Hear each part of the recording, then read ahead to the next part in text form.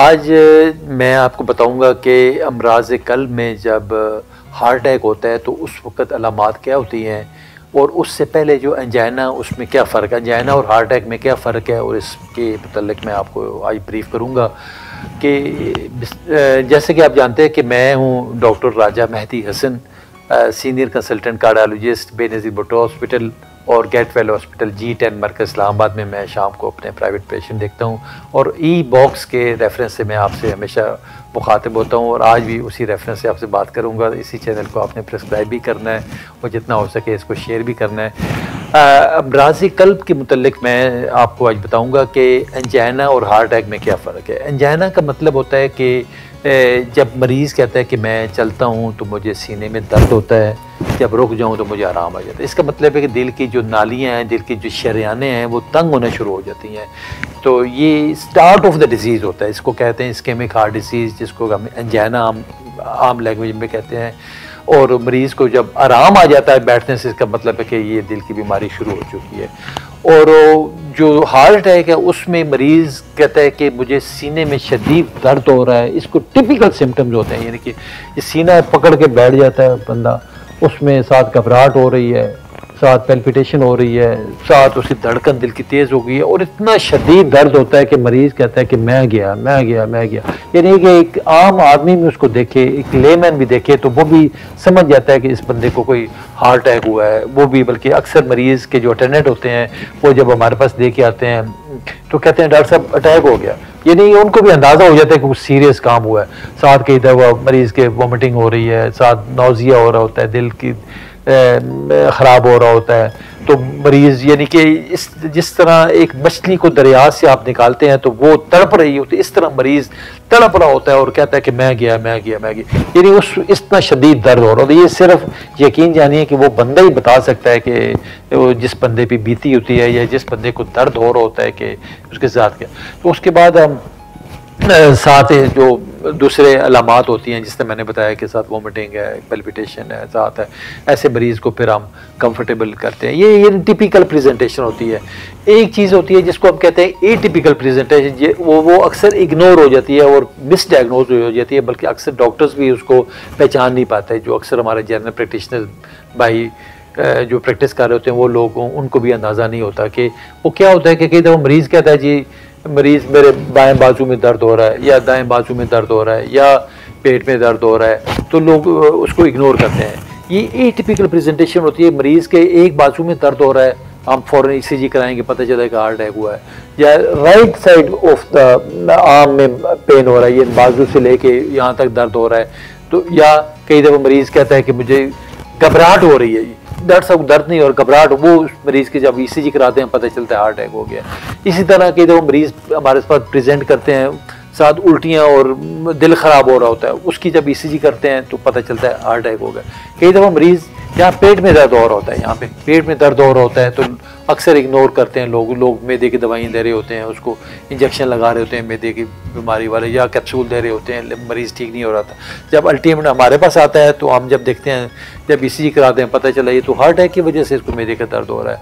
या कई दफ़ा मरीज़ हमारे पास आ जाते हैं, यहाँ पे ये एंगल ऑफ द जा, ये जबड़े में दर्द हो रहा है, या कई दफ़ा ये गर्दन में दर्द हो रहा होता है, या ये बैक ऑफ द नेक यानी इंट्रास्कैपुलर रीजन में पेशेंट को पेन हो रही होती है, वो लोग इग्नोर करते हैं। कोई आर्थोपेडिक के पास चला जाता है, कोई मेडिकल स्पेशलिस्ट के पास चले जाते हैं, लेकिन अनफॉर्चुनेटली वो ठीक नहीं हो रहे थे। हमारे पास जब आते हैं, हम जब ECG करते हैं तो पता चलता है ये तो हार्ट अटैक हुआ। इसी तरह मरीज़ कई दफ़ा सांस फूल रहा होता है जी, मरीज़ सांस फूलता है जी डॉक्टर साहब में, वो जब हम ECG कराते हैं पता चलता है इसको तो हार्ट अटैक। ये कहते हैं हम जी एटिपिकल प्रेजेंटेशन है, ये कार्डियोलॉजिस्ट ही आपको उसको पहचान सकता है। बल्कि मैं तो अपने मरीज़ों को अवेयरनेस के लिए, आगाही के लिए हमेशा बताता हूँ कि सर से लेके नाफ तक जो भी दर्द हो, कोई भी प्रॉब्लम हो, सबसे पहले आप रूल आउट करें कोई हार्ट का मसला तो नहीं है। अगर हार्ट का क्लियर हो जाए, हार्ट अटैक नहीं है, तो फिर आप अगला स्टेप सोचें। मतलब हार्ट अटैक एक ऐसी चीज़ है कि अगर वो इग्नोर हो गया, वो मिसडायग्नोज हो गया, तो मरीज़ बड़ा जल्दी अल्लाह के पास पहुंच जाता है। यानी कि वो उसके कॉम्प्लिकेशन होने का ज़्यादा ख़तरा रहता है।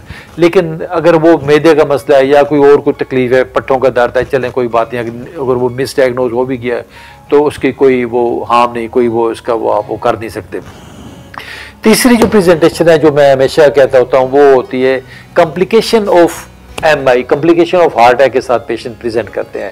वो कई दफ़ा मरीज़ आता है कार्डियो जो शॉक के साथ आता है, मरीज़ बेहोश पड़ा हुआ है, हार्ट अटैक हुआ है, उसकी वजह से जब मरीज़ को हम स्टेबल करते हैं तो वो जब ECG करते हैं उसके बाद देखते हैं पता चला ये तो हार्ट अटैक हुआ, उसकी वजह से ये मरीज़ शॉक में चला गया, या बाज़ औक़ात मरीज़ फेलियर में चला गया। हार्ट अटैक के बाद मरीज़ के जो सांस फूलना ज़्यादा शुरू हो जाता है और मरीज़ फेलियर में होता है, तो हम जब उसका वो इम्प्रूव करते हैं फेलियर, और जब मरीज़ को जब स्टेबल करके ECG करते हैं पता चला ये हार्ट अटैक की वजह से, या कई दफ़ा मरीज़ के रिदम बहुत ज़्यादा डिस्टर्ब होता है, यानी कि रिदमियाज में चला गया, बहुत धड़कन बहुत तेज़ हो गई या बहुत स्लो हो गई।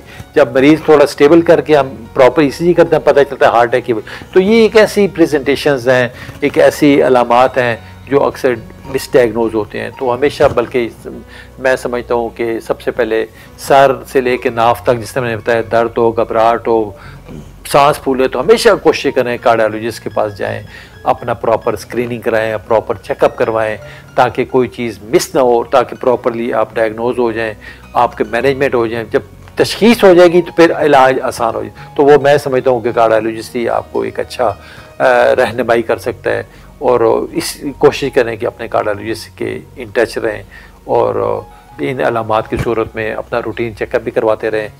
और मेरा मैसेज यही होगा कि अपने दिल का ख्याल करें इससे पहले कि बहुत देर हो जाए और आप डॉक्टरों के चक्करों में न पड़े रहें। तो बहुत शुक्रिया। आज हम बात करेंगे जो मेन रिस्क फैक्टर है हार्ट अटैक का, और वो है हाई ब्लड प्रेशर का मौजूद होना।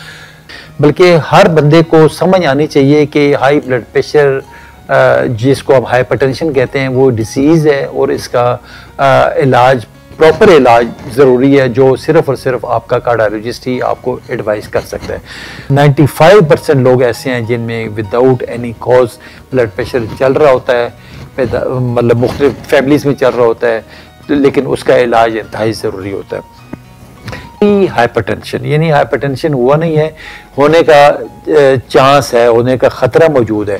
तो ऐसे अगर लोग प्रॉपरली अपने डाइट कंट्रोल करें, नमक वाली चीज़ें एहतियात करें, चिकनाई वाली चीज़ें एहतियात करें, बाज़ारी खाने, जंक फूड से परहेज़ करें। खुदा न खासा सबसे बड़ी कॉम्प्लिकेशन है कि ब्रेन हैमरेज हो, दिमाग की रग फट गई, सारी ज़िंदगी के लिए आप अपाज पड़े हैं, स्ट्रोक हो गया, फालज हो गया, सारी ज़िंदगी के लिए बेड के ऊपर पड़े हैं। ताहयात आपने दवाइयाँ खानी है, इसमें कोई गलती की गुंजाइश नहीं है। महीने बाद, 2 महीने बाद, जब भी आपका दिल करे अपने डॉक्टर से अपना रब्ता रखें। मैं आप लोगों के लिए हाजिर हूँ, मेरा नंबर भी आप लोगों के पास रिफ्लेक्ट कर रहा है। आपके सुनने का और तवज्जो से सुनने का, और ई-बॉक्स को प्रिस्क्राइब करें, और जितना भी हो सके इसको मज़ीद शेयर भी करें। बहुत शुक्रिया, थैंक यू वेरी मच।